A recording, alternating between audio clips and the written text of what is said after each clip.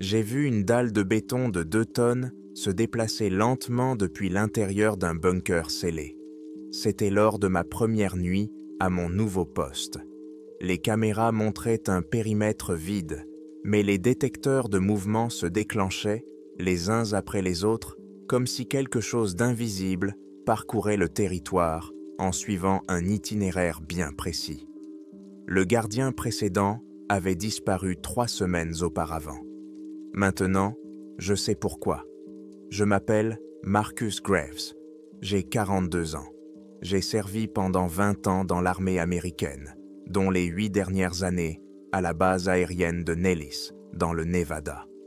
Après avoir été réformé pour raisons de santé, je cherchais un emploi qui ne nécessiterait pas de contact permanent avec les gens. Les éclats d'obus d'un engin explosif artisanal en Afghanistan m'ont laissé trop de métal dans le corps et trop peu de patience envers la société humaine. J'ai trouvé une annonce sur le tableau des offres d'emploi pour les anciens militaires ayant une habilitation spéciale. La société s'appelait Sunstone Security Solutions.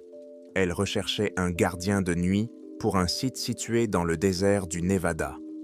Conditions requises: habilitation de sécurité de niveau 3, minimum, expérience militaire, capacité à travailler seul dans des conditions d'isolement, absence de problèmes psychologiques selon les documents médicaux officiels.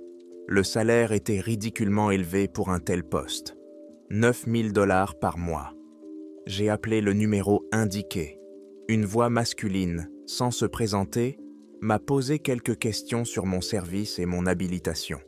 Elle m'a ensuite donné rendez-vous le lendemain dans un petit bureau à la périphérie de Las Vegas. Le bureau se trouvait dans un bâtiment anonyme de 2 étages, entre un garage automobile et un entrepôt de matériaux de construction.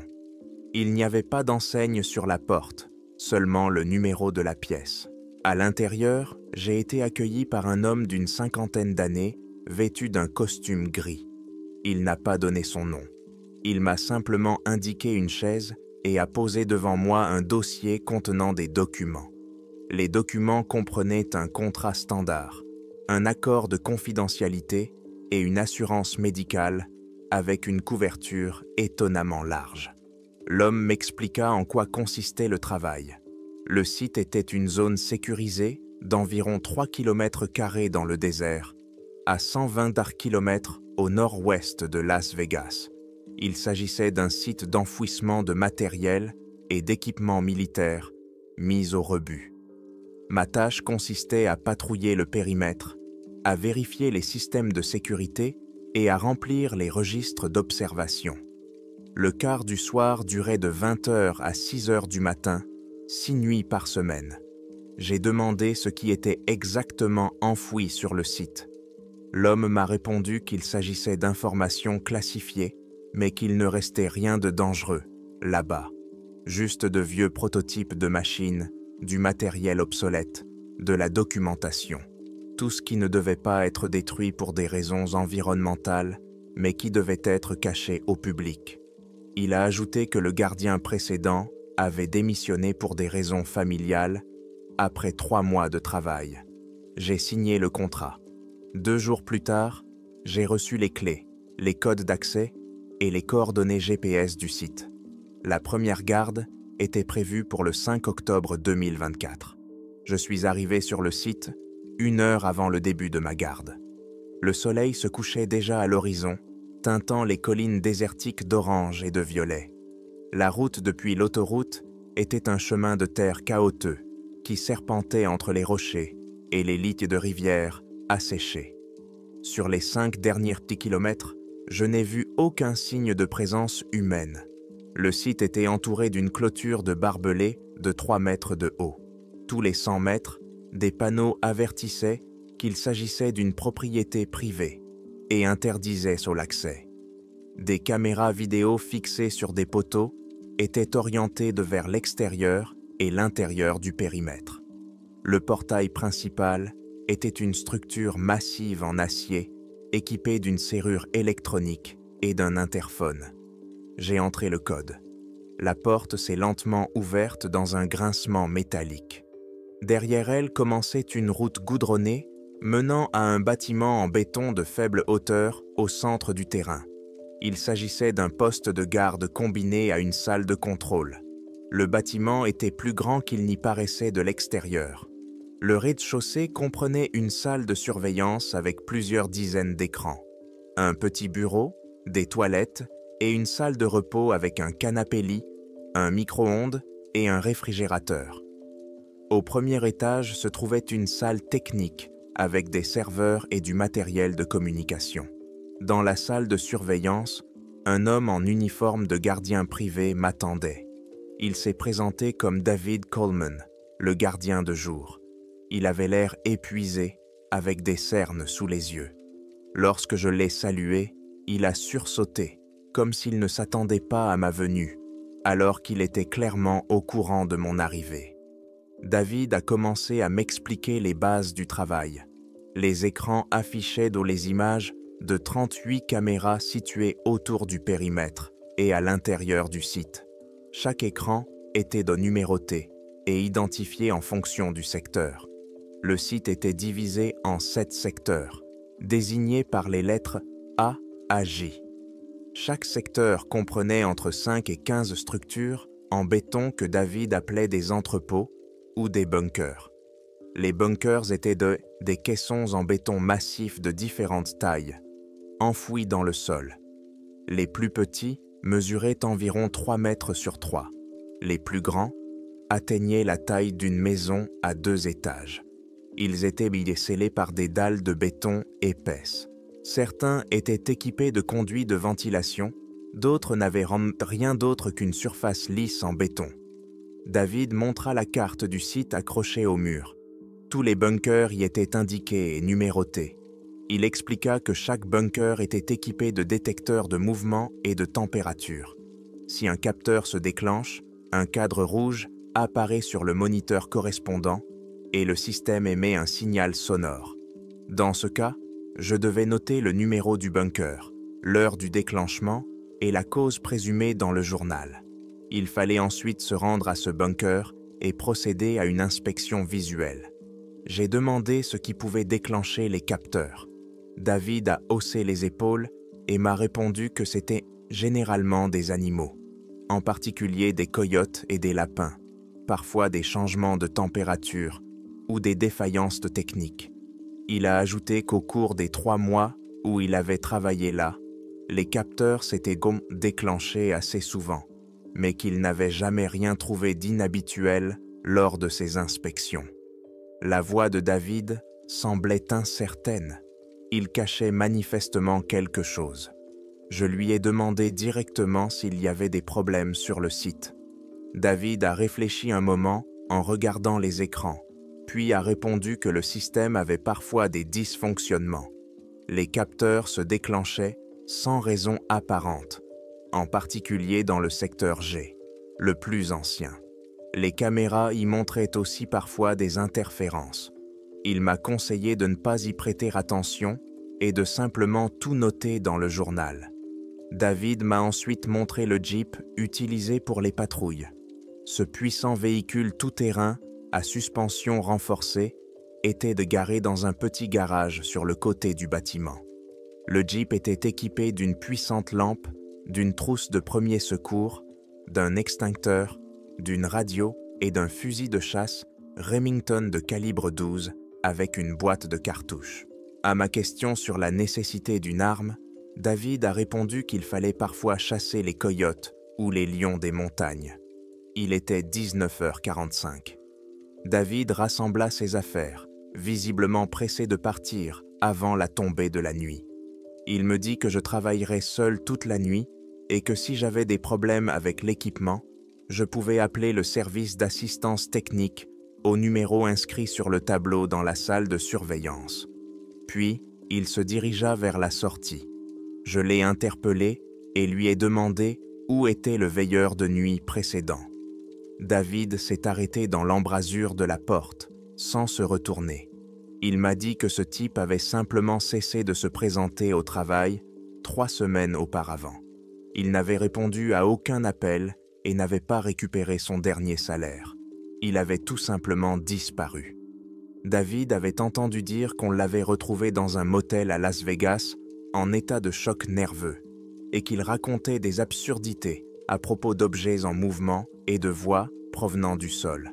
Mais ce n'était donc que des rumeurs. Après ces mots, David est sorti rapidement. J'ai entendu le bruit d'un moteur qui démarrait, puis celui d'une voiture qui s'éloignait. Le silence s'est installé, interrompu seulement par le léger ronronnement des serveurs et de la climatisation. La première heure s'est déroulée tranquillement. J'ai étudié le panneau de contrôle, vérifié tous les moniteurs, parcouru le journal des observations quotidiennes de la semaine dernière. Les enregistrements étaient courts et monotones. Déclenchement des capteurs, patrouille, notes sur la vérification des équipements. Rien d'inhabituel. J'ai ensuite décidé d'inspecter le territoire pendant la journée. Je suis monté dans le Jeep et j'ai fait le tour du périmètre. La route longeait la clôture, contournant tout le territoire. Les bunkers étaient disposés en une sorte de grille, bien que les distances entre eux fussent inégales. Certains étaient regroupés par 3 ou 4. D'autres étaient complètement isolés. Le béton de nombreux bunkers était vieux, couvert de fissures et décoloré par des décennies d'exposition au soleil brûlant. Sur certaines dalles, on pouvait voir des numéros peints, sur d'autres, des plaques métalliques avec des codes. Près de plusieurs bunkers se trouvaient dans des structures métalliques rouillées, dont la fonction était incertaine, peut-être les restes d'équipements de levage. Le secteur G se trouvait à l'extrême nord du territoire. Cette partie semblait particulièrement abandonnée. Les bunkers y étaient les plus anciens. Le béton était sombre et fissuré. La végétation autour d'eux semblait plus clairsemée qu'ailleurs. J'ai compté 11 bunkers dans ce secteur. Le plus grand d'entre eux, désigné comme G7, mesurait environ 15 mètres sur 20 et était entouré d'une barrière supplémentaire, constituée d'une chaîne rouillée, fixée à des poteaux. Près du bunker G7, j'ai remarqué un détail étrange. La dalle de béton au sommet présentait une longue fissure qui traversait presque toute sa surface. Autour de la fissure, le béton semblait plus clair, comme s'il avait été récemment réparé. Un détecteur de mouvement et une caméra étaient installés sur un poteau à 10 mètres du bunker. Je suis retourné au poste de garde alors qu'il faisait déjà nuit noire. Il était environ 21 heures. La température commençait à baisser, comme c'est généralement le cas dans le désert après le coucher du soleil. J'ai préparé du café et je me suis assis à la table avec les écrans. À 21h23, le premier capteur s'est déclenché. Le signal sonore strident m'a fait sursauter. Un cadre rouge est apparu sur le moniteur numéro 14, qui montre le secteur DI. J'ai regardé l'écran. L'image montrait un groupe de 3 bunkers de taille moyenne. Rien ne bougeait. J'ai noté l'heure et le numéro dans le journal. J'ai attendu quelques minutes, puis je me suis rendu en Jeep à l'endroit indiqué. J'y suis arrivé en 5 minutes. Les bunkers avaient exactement le même aspect que pendant la journée. Je suis sorti du Jeep et j'ai éclairé les environs avec ma lampe torche. Le vide, aucune trace d'animaux, rien. Le capteur était fixé sur un poteau et semblait en bon état. Je suis retourné dans le bâtiment et j'ai noté dans le journal que rien n'avait été détecté lors de la vérification. À 22h41, le capteur du secteur B s'est déclenché. Même scénario. Image vide sur le moniteur, rien à signaler lors de la vérification sur place. À 23h15, c'était à nouveau le secteur D, un autre bunker. À minuit 7, c'était le secteur A. À 1h du matin, je m'étais déjà habitué aux fausses alertes. C'était agaçant, mais David m'avait prévenu qu'il y aurait des défaillances techniques. J'ai décidé de continuer à consigner les événements dans le journal et de ne vérifier que les déclenchements qui me semblaient particulièrement suspects. À 1h28 du matin, les capteurs du secteur G ont commencé à se déclencher les uns après les autres. D'abord le bunker G4, 1 minute plus tard, G2, puis 30 secondes plus tard, G9. Les signaux sonores se succédaient si fréquemment qu'il se fondait en un hurlement continu. J'ai coupé le son et j'ai regardé les écrans. Les caméras montraient des zones vides autour des bunkers. Aucun mouvement. Mais les cadres sur rouge continuaient d'apparaître. J1, J6, J7, J3. Les capteurs se déclenchaient dans un ordre précis, comme si quelque chose se déplaçait entre les bunkers, selon un itinéraire prédéfini. J'ai pris une lampe et un fusil de chasse, je suis monté dans le Jeep et je me suis rendu dans le secteur J. Le trajet a duré environ 8 minutes. À mon arrivée, les capteurs continuaient de se déclencher. Le voyant du système d'alerte clignotait sur le tableau de bord du Jeep. Un autre déclenchement, cette fois-ci, J11. Je me suis garé près du bunker J7, le plus grand, celui qui avait une fissure dans la dalle. Je suis sorti de la voiture, tenant une lampe dans une main et un fusil de chasse dans l'autre. La lune était presque pleine, donnant suffisamment de lumière pour voir les contours des bunkers autour. Le silence était absolu. Il n'y avait même pas de vent. J'ai lentement contourné le bunker G7, éclairant toutes les directions avec ma lampe. Rien. Puis j'ai entendu un bruit. C'était un léger grincement, comme celui du métal, frottant contre le béton. Le bruit venait de quelque part en dessous, sous terre. Je me suis figé, à l'écoute. Le grincement s'est répété, un peu plus fort cette fois, puis s'est arrêté. Je me suis approché du bunker G4, situé à 30 mètres. J'ai écouté. Silence. Puis je me suis dirigé vers le bunker G2. Lorsque je me suis approché, j'ai de nouveau entendu le grincement. Il provenait clairement de l'intérieur du bunker. Un son bref et aigu, puis de nouveau le silence. Je suis retourné à la Jeep et j'ai pris la radio. J'ai contacté le centre de contrôle, même si je savais qu'il n'y avait personne. L'enregistreur allait enregistrer mon rapport. J'ai signalé les bruits étranges provenant des bunkers du secteur G et demandé des instructions. Bien sûr, je n'ai reçu aucune réponse. Je suis resté quelques minutes près du bunker G2, mais les bruits d'eau ne se sont pas reproduits. Les détecteurs ont cessé de fonctionner. J'ai tout noté dans le carnet que j'avais sur moi et je suis retourné au poste de sécurité. Le reste de la nuit s'est déroulé relativement calmement. Les capteurs se sont déclenchés plusieurs fois dans d'autres secteurs, mais pas de manière aussi intense. Je n'ai plus entendu de bruits étranges. À 6 heures du matin, à l'aube, j'ai terminé mon service, rempli le journal et attendu l'arrivée de David. David est arrivé à 6h20. Il semblait encore plus fatigué que la veille. Je lui ai raconté les événements de la nuit, en particulier les nombreuses alertes dans le secteur G et les bruits étranges. David écoutait en hochant la tête, mais ne semblait pas surpris. Il a dit que le secteur J avait toujours été problématique. L'équipement y est d'ovieux, les capteurs ont souvent des ratés. Quant au bruit, cela peut être n'importe quoi. Le tassement du béton, la dilatation du métal, due aux variations de température, voire des bruits transportés par le vent. Le désert joue des tours étranges avec les sons. J'ai demandé ce qui était exactement enterré dans les bunkers du secteur G. David a répondu qu'il ne savait pas. Toutes les informations sur le contenu sont classées des confidentielles. On lui a seulement dit qu'il s'agissait de vieux équipements provenant d'une base aérienne, de prototypes d'avions ou de moteurs, peut-être d'appareils électroniques. Rien de dangereux. Je suis rentré chez moi, dans un appartement loué dans une petite ville, à 90 km du site. J'ai pris une douche, mangé et essayé de dormir. Le sommeil était difficile. Des images de bunkers vides et le bruit d'un grincement provenant du sol tournaient morne dans ma tête. La deuxième nuit a commencé comme la première.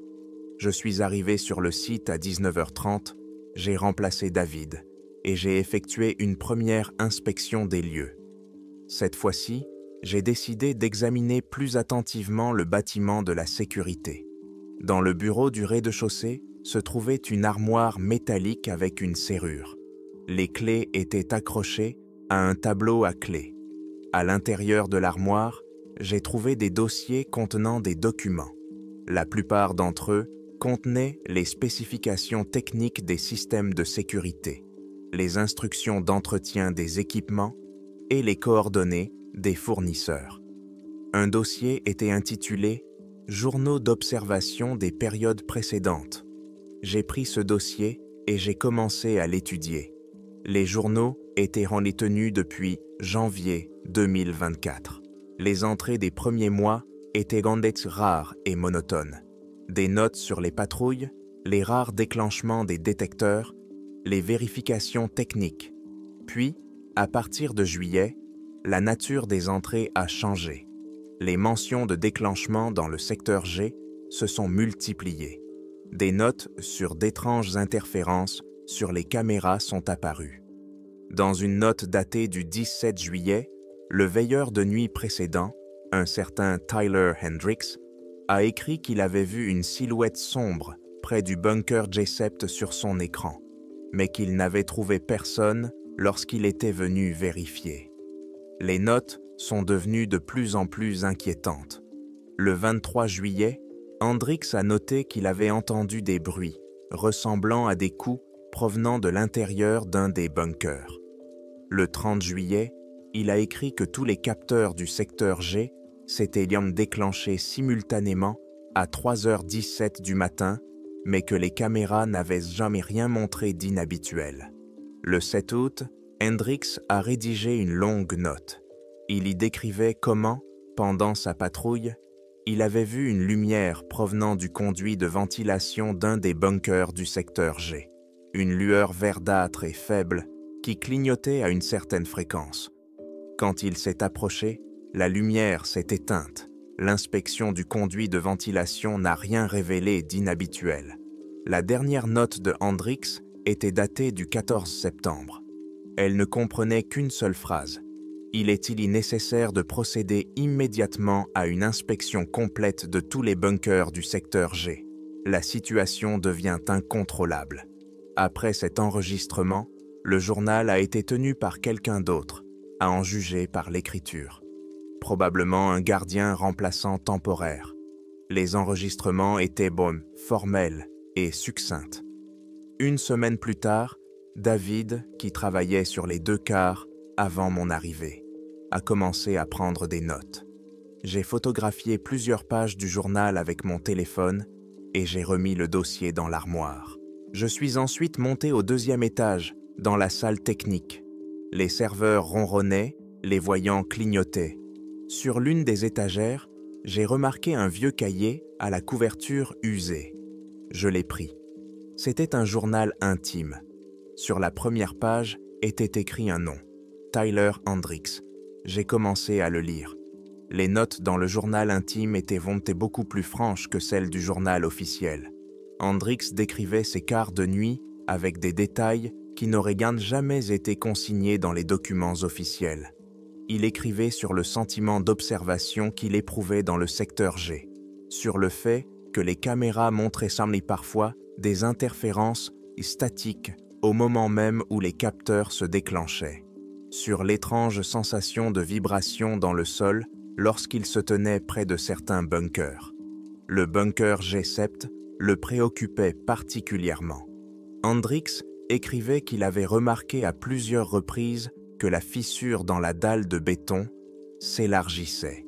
Il l'avait mesurée lors de sa première nuit. La fissure mesurait environ 2 cm à son point le plus large. 3 semaines plus tard, elle s'était élargie à près de 4 cm.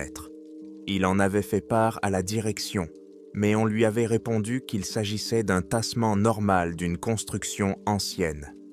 Dans l'une de ses dernières notes, datée du 12 septembre, Hendricks décrivait un incident qui l'avait particulièrement bouleversé.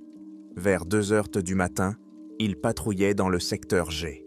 Il s'était approché du bunker G11 et était sorti de la Jeep pour vérifier le capteur. À ce moment-là, sa radio s'était allumée toute seule. Le haut-parleur a émis un bruit semblable au bruit blanc d'un téléviseur mélangé à un grondement à basse fréquence. Puis, des sons ressemblant à des paroles humaines déformées ont commencé à apparaître dans le bruit. Les mots étaient inaudibles, mais l'intonation ressemblait à un cri ou à un appel à l'aide. Hendrix retourna immédiatement au poste de sécurité et tenta d'enregistrer ce son sur son téléphone. Mais lorsqu'il essaya de lire l'enregistrement, il n'entendit qu'un bruit statique normal. Il écrivit qu'il commençait à douter de sa propre santé mentale.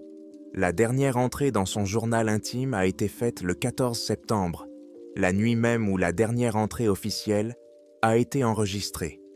Hendrix a écrit qu'il ne pouvait plus continuer à travailler sur ce site, que quelque chose dans le secteur G s'activait, qu'il avait vu la dalle de béton du bunker G7 se déplacer de quelques centimètres, alors que cela devrait être impossible sans équipement lourd, qu'il entendait des voix dans sa tête même pendant la journée, lorsqu'il était chez lui. L'enregistrement s'interrompait au milieu d'une phrase. Je refermai le cahier et regardai ma montre. Il était déjà 22 heures. Je redescendis dans la salle de surveillance et m'assis devant les écrans. Jusqu'à 1 heure du matin, tout était calme. Quelques fausses alertes dans différents secteurs, rien d'inhabituel. Je buvais mon café et réfléchissais à ce que j'avais lu. Une partie de moi voulait simplement oublier les journaux de Hendrix, mettre tout cela sur le compte du surmenage et de la paranoïa. Mais une autre partie, celle qui m'avait maintenu en vie en Afghanistan, me disait qu'il valait mieux écouter ses paroles. À 1h12, les alarmes se sont déclenchées dans le secteur G.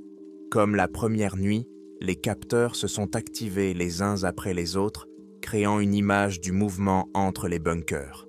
J'ai lancé l'enregistrement des caméras et j'ai commencé à regarder attentivement. Le moniteur numéro 27 montrait le bunker G7. L'image était nette grâce à l'éclairage infrarouge. Je voyais une structure en béton massif, une fissure dans la dalle, entourée par le désert. Rien ne bougeait. Puis l'image sur le moniteur s'est déformée. Des bandes de parasites statiques sont apparues, allant de haut en bas. Les parasites ont duré 5 secondes, puis l'image s'est rétablie. Mais maintenant, il y avait quelque chose d'autre à l'écran. Une silhouette sombre se tenait près du bunker G7. Elle était floue, comme recouverte d'une ombre qui ne correspondait pas à l'éclairage. La silhouette ressemblait à celle d'un être humain, mais ses proportions semblaient incorrectes, trop grandes, trop minces. Elle se tenait immobile à environ 3 mètres du bunker. Je me suis penché vers l'écran pour essayer de distinguer les détails. À ce moment-là, la silhouette a commencé à bouger. Elle ne marchait pas, mais semblait glisser sur le sol, se dirigeant vers un autre bunker. Son mouvement était fluide, anormalement fluide. J'ai attrapé ma radio et mon fusil. J'ai couru hors du bâtiment et j'ai sauté dans la Jeep. J'ai démarré le moteur et appuyé sur l'accélérateur. Après 2 nuits, je connaissais déjà bien la route menant au secteur G. J'y suis arrivé en 7 minutes, dépassant constamment la vitesse de sécurité sur la route en terre. Quand je me suis approché du bunker G7, il n'y avait personne. Je suis sorti du Jeep, le fusil à pompe à la main, et j'ai inspecté les lieux à l'aide d'une puissante lampe torche. Le désert était vide, aucune trace, aucun signe de présence. Je me suis approché du bunker et j'ai examiné attentivement la fissure dans la dalle. Elle était nettement plus large que lorsque je l'avais vue pendant ma première patrouille dans la journée. J'ai sorti 1 mètre ruban du Jeep et j'ai mesuré. À son point le plus large, la fissure atteignait près de 6 cm. Puis, j'ai entendu un bruit, le même grincement que la première nuit, mais plus fort et plus long. Il provenait de sous la dalle de béton. J'ai collé mon oreille contre le béton froid et j'ai entendu non seulement le grincement, mais aussi d'autres bruits. Quelque chose qui ressemblait à un léger cliquetis, rythmé et monotone, et un autre son que je ne pouvais pas identifier, un grondement grave, semblable au bruit d'un moteur, mais plus organique, comme s'il était vivant. Je me suis éloigné du bunker et suis retourné au Jeep. J'ai contacté par radio l'enregistreur et lui ai décrit en détail tout ce que j'avais vu et entendu. Puis, j'ai pris plusieurs photos du bunker avec mon téléphone. Alors que j'étais sur le point de partir, tous les capteurs du secteur G se sont déclenchés simultanément. Le son de l'alarme était assourdissant, même à travers les vitres fermées du Jeep. J'ai regardé la tablette mobile qui affichait l'état de tous les systèmes. Des voyants rouges clignotaient dans tout le secteur. Puis, aussi soudainement qu'ils s'étaient déclenchés, les capteurs se sont tus, tous en même temps. Le silence est revenu. Assis dans le Jeep, le cœur battant à tout rompre, je regardais les silhouettes sombres des bunkers autour de moi. Quelque chose n'allait pas ici. Quelque chose n'allait vraiment pas. Je suis retourné au poste de sécurité et j'ai passé le reste de la nuit à visionner les enregistrements des caméras. J'ai repassé en boucle l'enregistrement du moment où la silhouette sombre était apparue. En visionnant image par image, on pouvait voir que la silhouette était apparue littéralement de nulle part. Sur une image, l'endroit était vide. Sur la suivante, cette ombre était déjà là. J'ai essayé d'améliorer la qualité de l'image, mais plus je l'agrandissais, plus la silhouette devenait floue, comme si elle était faite d'un matériau que la caméra ne pouvait pas focaliser correctement. À 6 heures du matin, David n'était toujours pas arrivé. J'ai attendu jusqu'à 6h30, puis je l'ai appelé. Son téléphone était éteint. J'ai appelé le numéro de l'assistance technique et j'ai expliqué la situation. Une voix féminine m'a répondu qu'un gardien remplaçant arriverait dans l'heure. J'ai attendu le gardien remplaçant, un homme d'environ 35 ans qui s'est présenté sous le nom de Carlos. Il m'a dit que David avait appelé tôt le matin pour dire qu'il était malade et qu'il ne pouvait pas venir travailler. J'ai passé le relais à Carlos, mais je ne lui ai pas raconté les événements de la nuit. Je me suis contenté de remplir le journal avec les formules standards. En quittant le site, j'ai pris une décision. Je devais découvrir ce qui se trouvait exactement dans ces bunkers, en particulier dans le bunker G7. À la maison, je n'arrivais pas à dormir. Mes pensées tournaient autour de ce que j'avais vu. J'ai sorti mon ordinateur portable et j'ai commencé à chercher des informations sur les installations militaires dans cette région du Nevada. Il y avait étonnamment peu d'informations. La plupart des résultats de recherche concernaient la zone 51 et diverses théories du complot.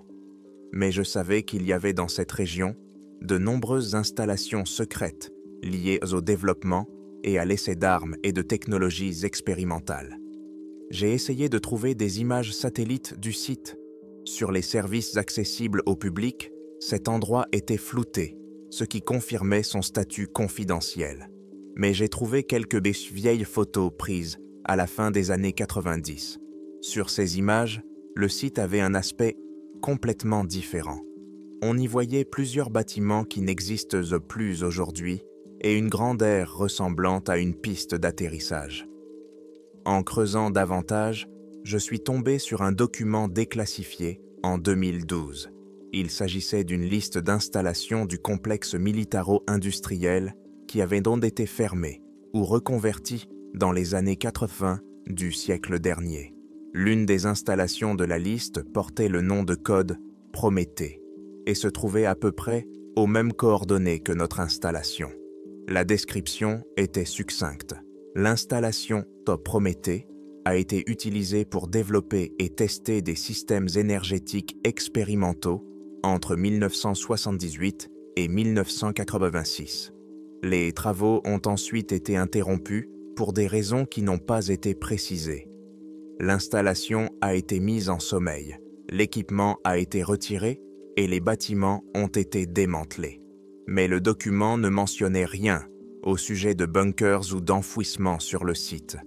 J'ai poursuivi mes recherches et j'ai trouvé un forum d'anciens militaires où l'on discutait parfois de projets classés secrets.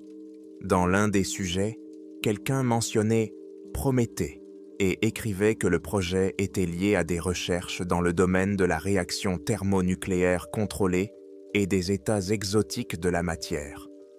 Un autre participant au forum affirmait que des expériences biologiques liées à l'effet des radiations sur les organismes vivants étaient menées sur le site. La fiabilité de cette information était douteuse, mais c'était mieux que rien. J'ai essayé de trouver les coordonnées de Tyler Hendricks.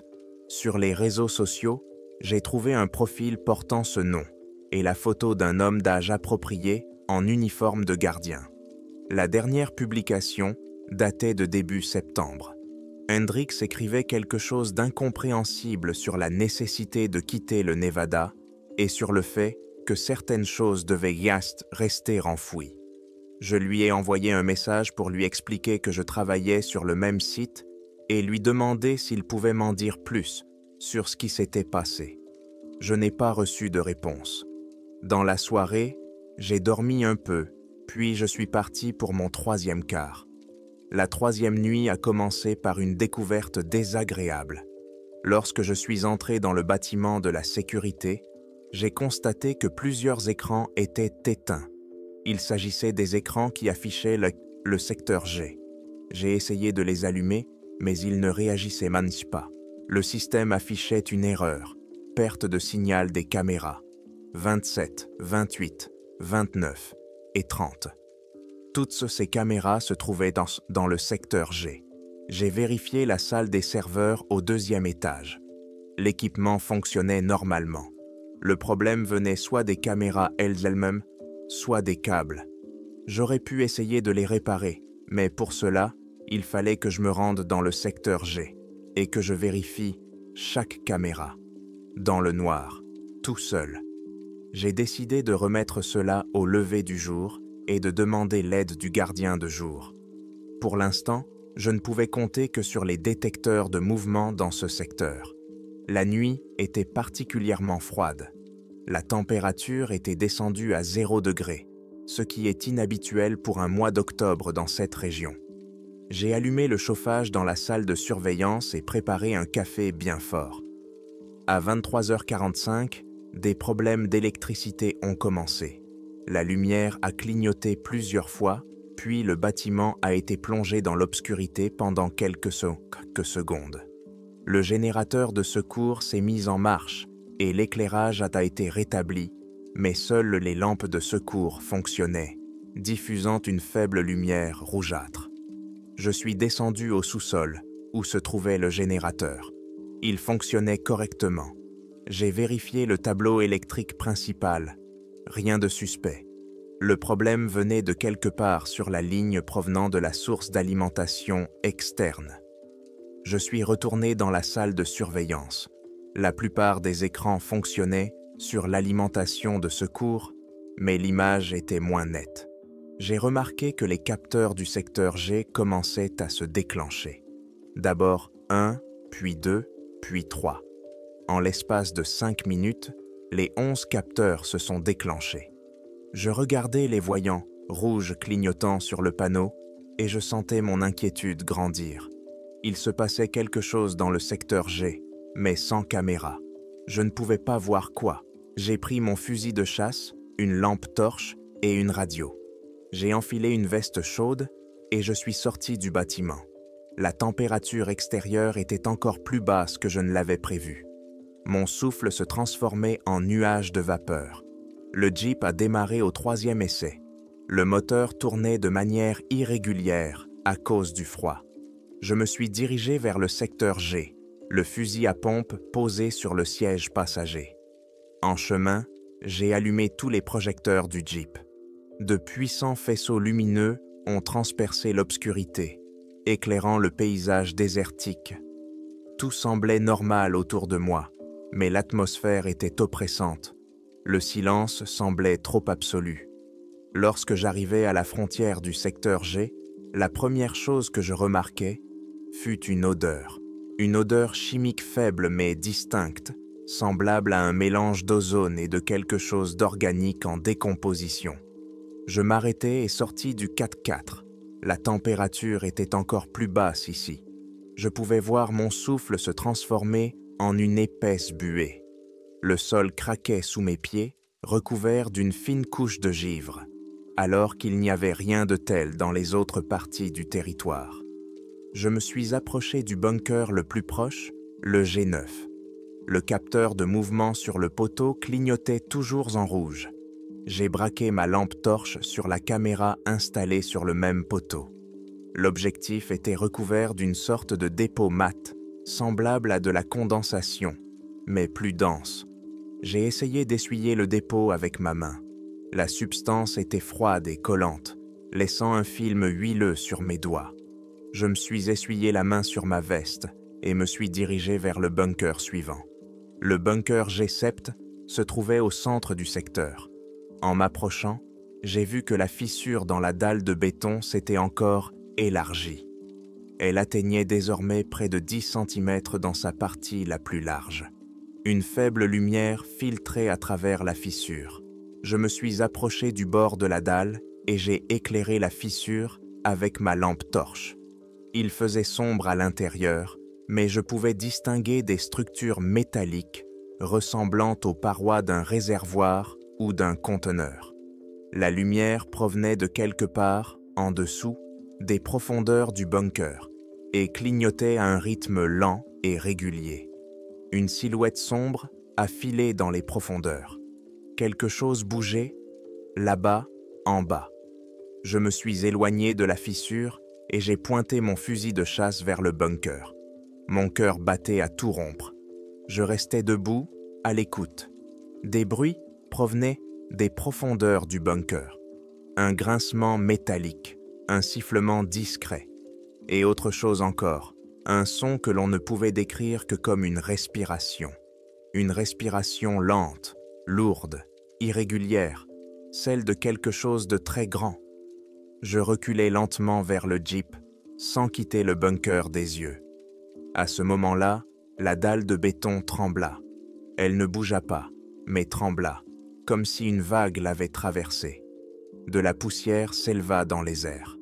La fissure s'élargit de quelques centimètres, et la lumière provenant des profondeurs devint plus vive. Je courus vers le jeep, sautai à l'intérieur et démarrai le moteur.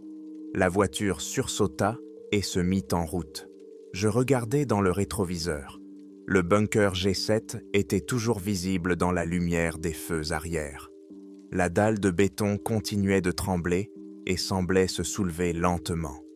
J'ai appuyé sur l'accélérateur et je suis retourné en vitesse vers le bâtiment de la sécurité. Une fois arrivé au bâtiment, j'ai immédiatement appelé le numéro de l'assistance technique. Un homme a répondu au téléphone. Je lui ai rapidement expliqué la situation. Problème avec les caméras. Activité étrange dans le secteur G. Mouvement de la dalle de béton du bunker G7. La voix à l'autre bout du fil est restée silencieuse pendant quelques secondes, puis m'a demandé de rester sur place et de ne pas m'approcher du secteur G. Une équipe d'assistance technique allait être envoyée sur place dans les plus brefs délais. J'ai demandé ce qui se trouvait dans le bunker G7. La voix a répondu que cette information n'était pas accessible au personnel de sécurité et a répété l'instruction de rester dans le bâtiment de sécurité. J'ai raccroché et suis retourné aux écrans. Les capteurs du secteur G fonctionnaient toujours, mais de manière chaotique, sans aucun système. J'ai activé l'enregistrement de toutes les caméras en service et j'ai attendu. 1 heure s'écoula. Personne n'apparut. J'appelai à nouveau le support technique. Cette fois, personne ne répondit. Le numéro ne faisait que sonner dans le combiné. À 2h18 du matin, il se produisit quelque chose que je n'oublierai jamais. Tous les écrans de la salle de surveillance s'éteignirent simultanément. Le silence était total. Puis, ils se rallumèrent, mais l'image n'était plus la même qu'avant. Tous les écrans affichaient la même image. Une vue du bunker G7. Sur les écrans, j'ai vu la dalle de béton se déplacer lentement sur le côté. Elle ne se soulevait pas, mais se déplaçait horizontalement, comme si elle glissait sur une surface parfaitement lisse. Le mouvement était fluide et inexorable. Une lumière verte vif s'échappait de la fente qui s'était formée. Elle pulsait devenant tantôt plus vives, tantôt plus faibles, créant un effet hypnotique. Dans la lumière, on pouvait voir des silhouettes se déplacer à l'intérieur du bunker. De nombreuses silhouettes, de tailles et de formes différentes. Puis, quelque chose commença à sortir de la fente. Au début, cela ressemblait à un membre, mais différent de tout ce que j'avais vu auparavant. Il était segmenté, recouvert d'une substance qui reflétait la lumière avec un éclat métallique. Le membre bougeait lentement, tâtonnant le bord du bunker, comme pour vérifier si le passage était suffisamment large. Je regardais les écrans, incapable de détourner les yeux. Mon esprit refusait d'accepter ce que je voyais. C'était impossible, cela ne pouvait pas être réel.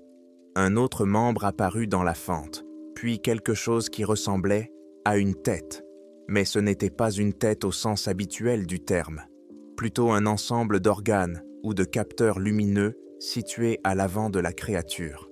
Elle sortait lentement du bunker, son corps était long et souple. À ce moment-là, l'image sur tous les écrans fut à nouveau perturbée par des interférences statiques, puis les écrans s'éteignirent. La lumière dans le bâtiment clignota, puis s'éteignit. Le générateur de secours se mit en marche, mais ne fournissait qu'un faible éclairage de secours.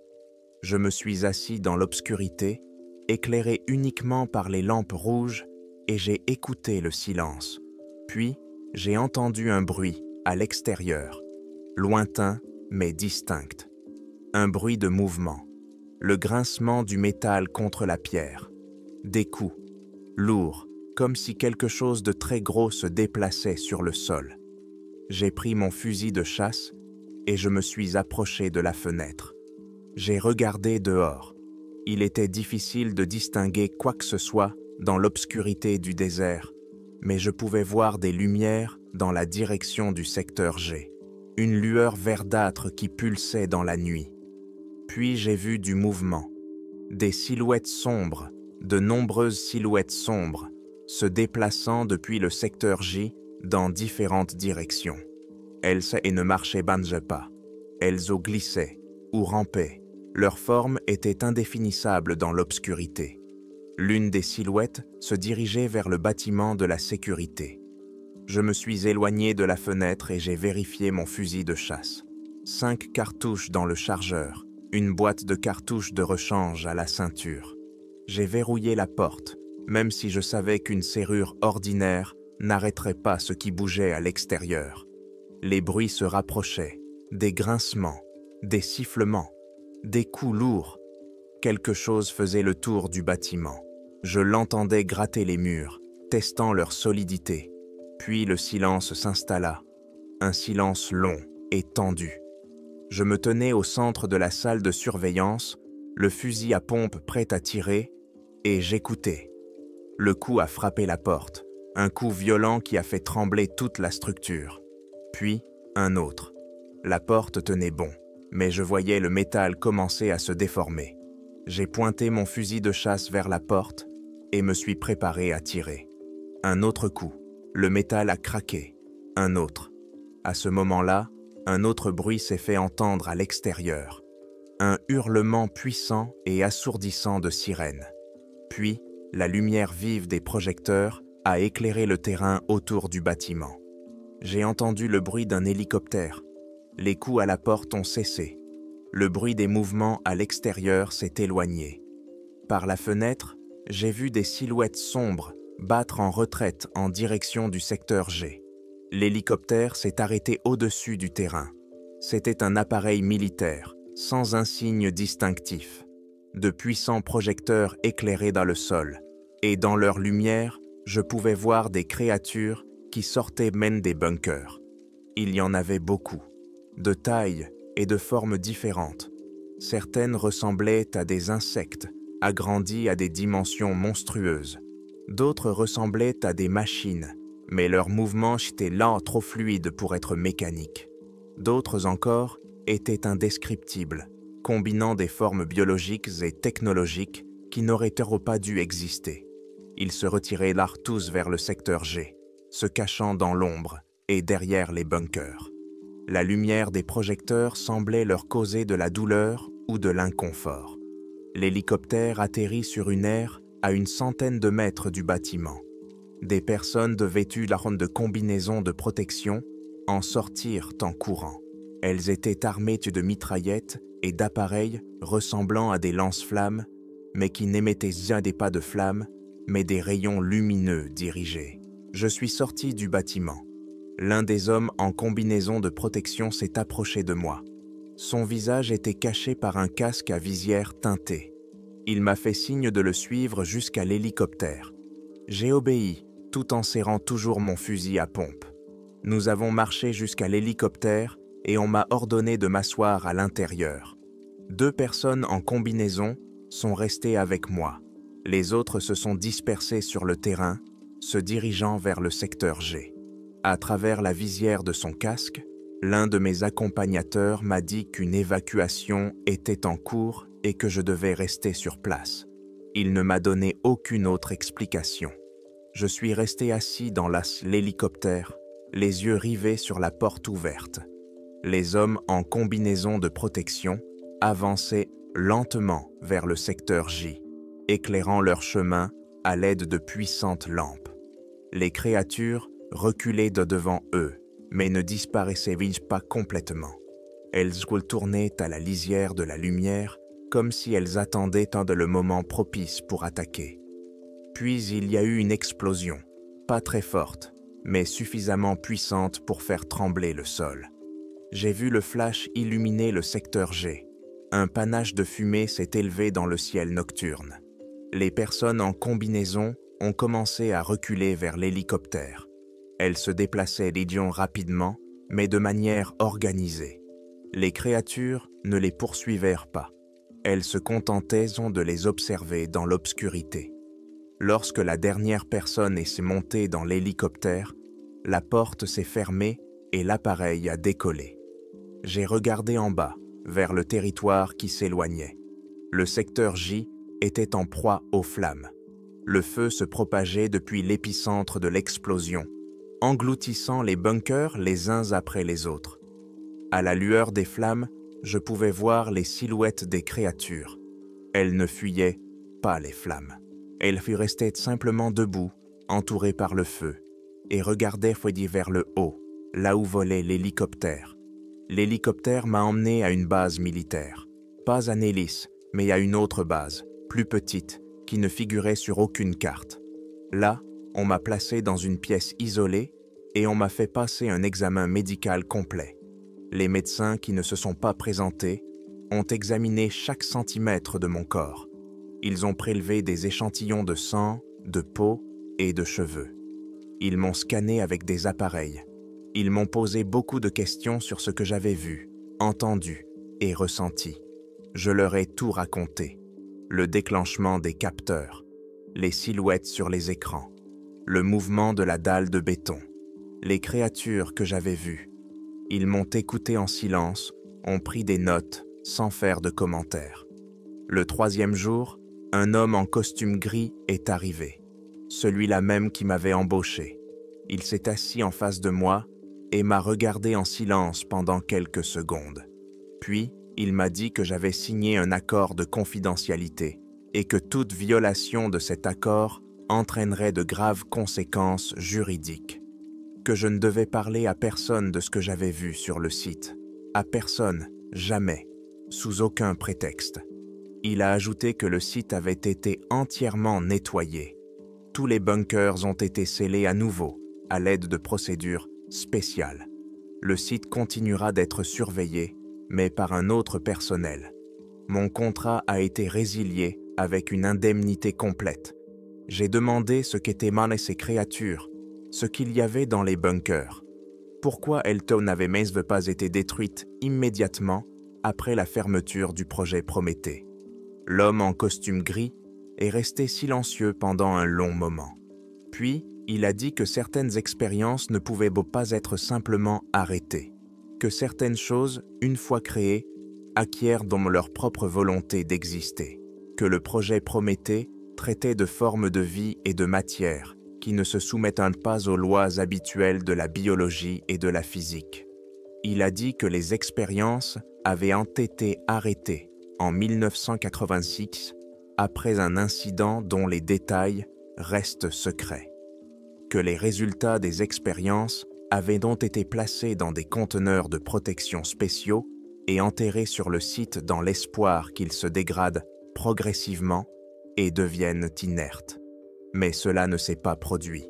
Au lieu de se dégrader, les échantillons se sont adaptés, ils ont évolué, ils ont appris à survivre dans l'isolement et ils ont patiemment attendu l'occasion de se libérer. J'ai demandé combien il y en avait, combien de bunkers contenaient dans de tels échantillons. L'homme n'a pas répondu.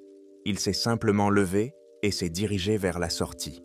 À la porte, il s'est arrêté et a dit une dernière chose, que je devais oublier tout ce que j'avais vu, que c'était dans mon intérêt, qu'il y avait des choses dont la connaissance était plus dangereuse que n'importe quelle menace physique. Le lendemain, on m'a libéré. On m'a remis de nouveaux papiers, un chèque d'un montant important et un billet d'avion pour la ville de mon choix. J'ai choisi la côte Est, loin du Nevada. 2 mois ont passé. Je vis dans une petite ville du Maine. Je travaille dans une bibliothèque. J'essaie de ne pas penser à ce qui s'est passé, mais je n'arrive pas à oublier. Chaque nuit, je fais des cauchemars, une lumière verte provenant d'une fissure, des silhouettes qui se déplacent dans l'obscurité, un grincement métallique, la sensation de quelque chose d'énorme et d'ancien qui se réveille sous terre. J'ai essayé de trouver des informations sur ce qui était arrivé à l'objet après mon évacuation. Rien. Aucune nouvelle, aucune rumeur. Comme si l'endroit avait tout simplement disparu de la réalité. Je n'ai pas réussi à contacter Tyler Hendricks. Ses profils sur les réseaux sociaux ont été supprimés. Il ne répond pas au téléphone. On m'a dit qu'il avait déménagé à l'étranger, mais je ne suis pas sûr que ce soit vrai. David Coleman, le gardien de jour, a également disparu. J'ai trouvé un article dans un journal local du Nevada sur sa disparition. La police n'a trouvé aucune trace de lui. Sa voiture a été retrouvée sur le bord d'une autoroute à 50 km du site, mais David lui-même a disparu. Parfois, au milieu de la nuit, je me réveille en entendant un bruit. Un grincement faible, à peine perceptible, comme le frottement du métal sur le béton. Je sors dans la rue et je regarde le ciel étoilé, essayant de me convaincre que ce n'est que le bruit du vent ou des animaux nocturnes. Mais je connais la vérité. Quelque part dans le désert du Nevada, sous une épaisse couche de béton et de terre, quelque chose attend toujours. Le projet Prométhée n'a pas été complètement abandonné. Ces 10 résultats n'ont pas été détruits. Ils ont simplement été enterrés, dans l'espoir que la Terre retiendrait ce que l'homme avait créé et ne pouvait contrôler. 7 secteurs, une centaine de bunkers. Nous n'en avons ouvert qu'un seul. Je pense souvent à ce qui se trouve dans les autres et à ce qui se passera quand eux aussi commenceront à se réveiller.